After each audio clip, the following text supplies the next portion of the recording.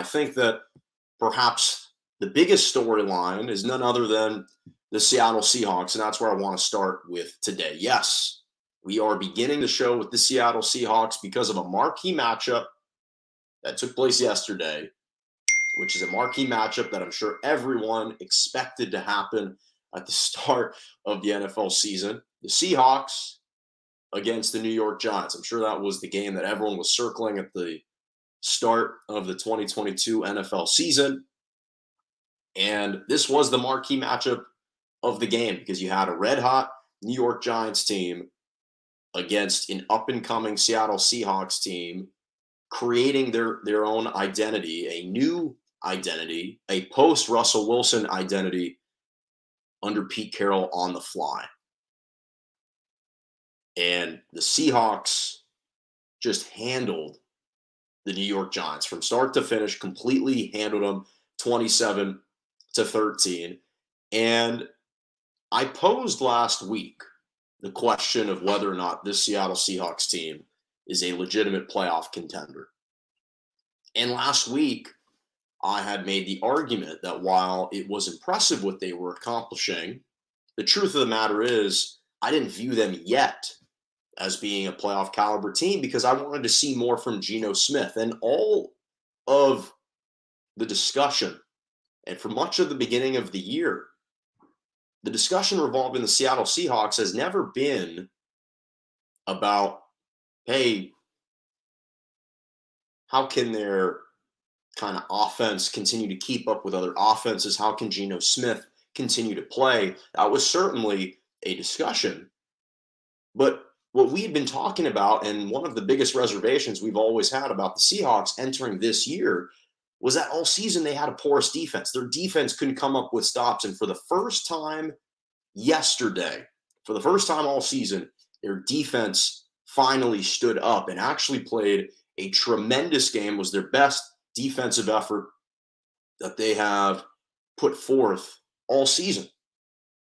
And that is precisely why I wanted to revisit this discussion. Because for me, yesterday, again, seeing the way that the Seahawks bottled up a red-hot Giants team containing a guy in Saquon Barkley who had been a menace all season through the first 8 games, they contained him to his lowest outing of the year, 53 yards on the ground. Daniel Jones completed his second lowest passing percentage, or completion percentage rather, on the season with a tick over 54%. These were the question marks that we had around the Seattle Seahawks. The problems with the Seahawks were never could they score enough points. We've seen that they've been able to eclipse 30 points this year, but it was their porous defense. Well, what did that porous defense do yesterday? Again, I mentioned rather the damage they did to Saquon Barkley and to Daniel Jones. Their defense collected and recorded 5 sacks, which was a season high. They were flying around. And again, there are still no expectations. Think about this. This is a Seattle Seahawks team that's improved to 5-3, and yet they still don't have any expectations on them. In fact, the 5th win just matched their season projection coming into this year. Prognosticators projected the Seahawks to win a total of 5 games this year, and already they're 5-3 with 9 more games to go. So if you bet the over at the start of the year, you're looking pretty good. So this was the first time to me where it looked like the Seattle Seahawks defense is what won them the game. The defense was sharper than the offense. The offense wasn't struggling that much, but it wasn't as fluid and harmonious as it's been before. Geno Smith continues to take care of the football. 2 touchdowns, no interceptions.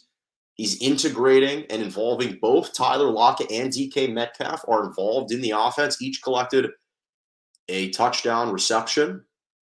They obviously have an established running game with Kenneth Walker III, the running back out of Michigan State. He's been fantastic all season.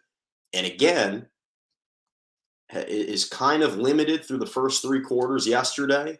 But then his relentless, aggressive style of just churning his legs continue to overwhelm defenses later in the games. And we're seeing his production spike up in the 4th quarter. That's where he busted open his largest run of the game, a 19-yard rushing touchdown.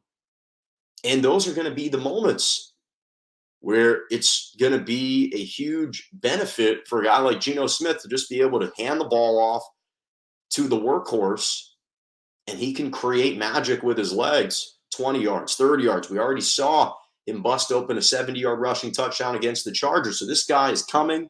They're extremely fun to watch. And listen, they've won 3 straight games. They're in the middle of their difficult part of the schedule. They certainly have some looming matchups against the 49ers on the road, or 49ers at home, and then Kansas City. Those two in succession. That's obviously a big test for them. But they've been answering the call so far. And to be honest, I don't really care if they make the playoffs or not. I'd love to see it. But right now, they're the most entertaining story in the NFL. All of us love a good story. Good intro, good beginning, good conclusion.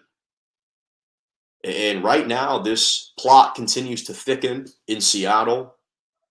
I don't know if we've reached the climax yet.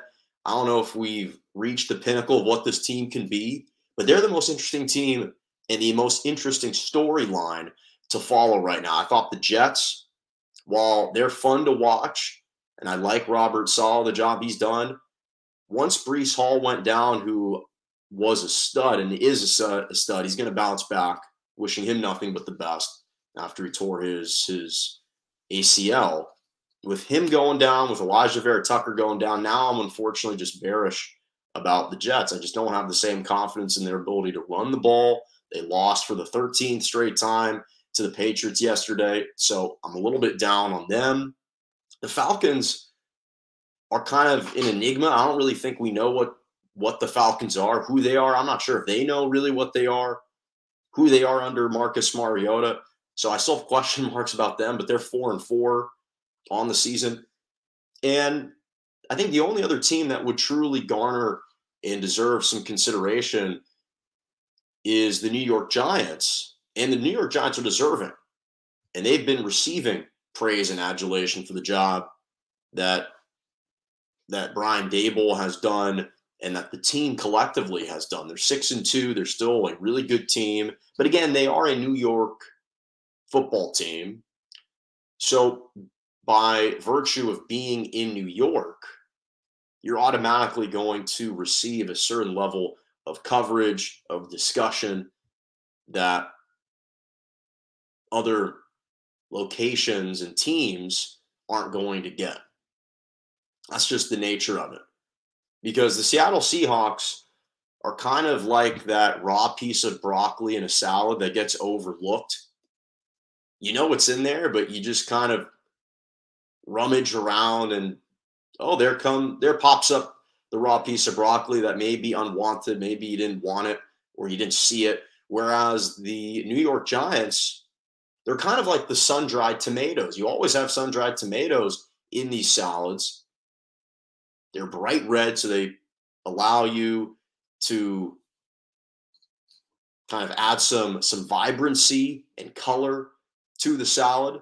But sometimes it's great and it's excellent. Sometimes it's really sour tasting. You're not always sure, but it's noticeable in the salad.